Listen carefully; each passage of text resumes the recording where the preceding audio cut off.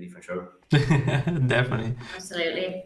All right. I'm gonna pressure guys a little bit, but it's just like one thing that I was getting my head right because back in 2000, like now I don't remember 2017, I work in a division of IBM called Adverse Impact, and then that was my introduction to AI, machine learning, where I really start learning. And Adverse Impact was a system that actually help IBM customers to identify problems and adversity problems into their like some the divisions. So like for example, in a software engineer, you have like this kind of description between I don't know men and women and all this stuff, and then this actually creates an alert for the company to highlight like what is the areas you need to tackle over diversity.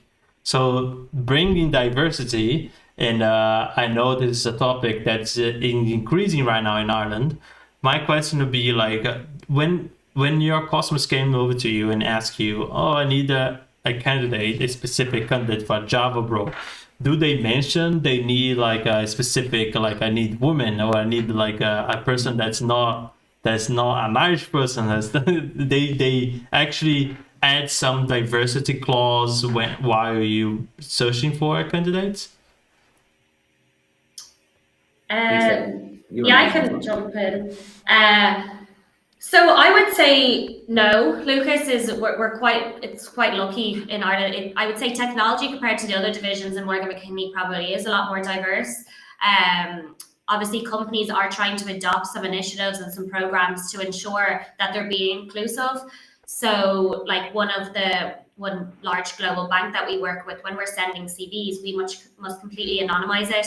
We have to take out their name, their gender, their nationality, their anything that might highlight this person. We need to take it out. So then they're just basically going off what the CV is, and then obviously when called to interview, all that information will be provided.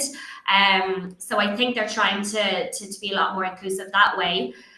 Women in tech is really big at the moment, so we would never have a role where someone would say we want a woman for this, or we want a man for this, or we want, I don't know, an Irish person for this, or we would never. We actually would say we're like, but we can't work like that.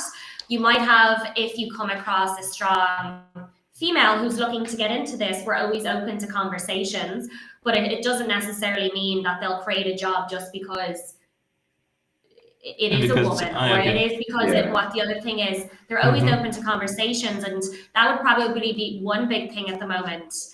Companies are trying to learn more about. They'll ask us for like statistics around it and how maybe they can make it a bit more inclusive for women within the tech environment. But like if we find that people are being selective based on gender, based on race, based on nationality, we would completely like stop that conversation and say this is not how we work. We will find you the right person for the job based off their experience and based off their tech stack. So I haven't really come across it where it's maybe they're only considering someone based on where they're from or based on their gender. But yeah, like companies are really interested to get more diverse, to be more inclusive, and I know a lot more companies are doing initiatives around like how many nationalities they have within the office. So they are really pushing that and saying we're really proud that we have, maybe it could be 20 nationalities, it could be I don't know what it might be. So people are really getting behind that and doing case studies on it. Maybe you might see like interviews on LinkedIn of people saying how inclusive it might be. But particularly in the tech industry, they really are embracing it. All right, that's nice. And I think it's kind of clear to see how many multinational companies invest in Ireland. Like if we were to just stick to those that were born in Ireland and those that are of a certain gender or whatever, it's not going to work. Like there's talented engineers, architects, managers that are from all different backgrounds, and I think it's very much in tech is what I've found since I've been in it, which is the year and a half that I've been here. It's never been something that I've ever come across, and it would have been something that I would have been curious about. Like, would a company have a preference, and would that ever pop up at all? But like for example, I work with contractors. You know, I've a diverse range of contractors working with me that are from all sorts of backgrounds, and you would definitely not think that there was any sort of exclusion going on. Like, I think diversity is definitely a big thing in Ireland, in tech particularly. And like Steph said, the women in tech movement is great, and it's you see a lot of articles and I suppose podcasts about it on LinkedIn as well. So it's not something that I think you would come across really in this day and age. I think we're progressing well, which is great. Yeah, it's been great. And so just to push a little bit further, what about non-Europeans in Ireland? So what do you guys think about, because I had to put it in perspective, right? So I'm Brazilian, and I wouldn't be here if it was a company who actually offered me a job position and I could apply for my visa and stay in Ireland. So do you guys believe that this, I'm not saying that we're just jumping from the diversity to a little bit further, and do you believe that is a real struggle today when you find a good candidate that's in Ireland and this person is non-European to actually get this person into a job position?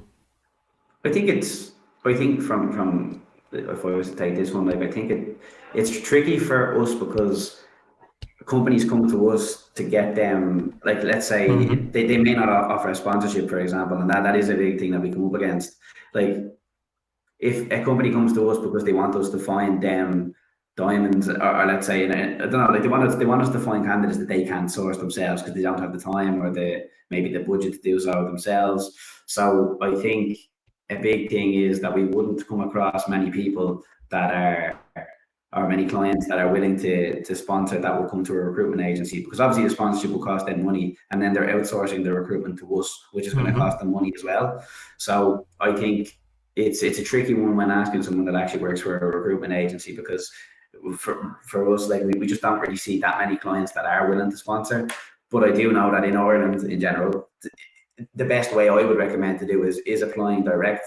I've never had this conversation specifically with anyone else in the recruitment agencies, but I would imagine it's a similar feeling across the board. Like, obviously we want to help people, but there's only so much we can do because our hands are tied by, you know, if the client is paying us to look after their recruitment. If we bring them someone that might require a sponsorship and that would require extra funding, it might be a bit tricky, you know. Yeah. Just a second. I think Steph, is back now?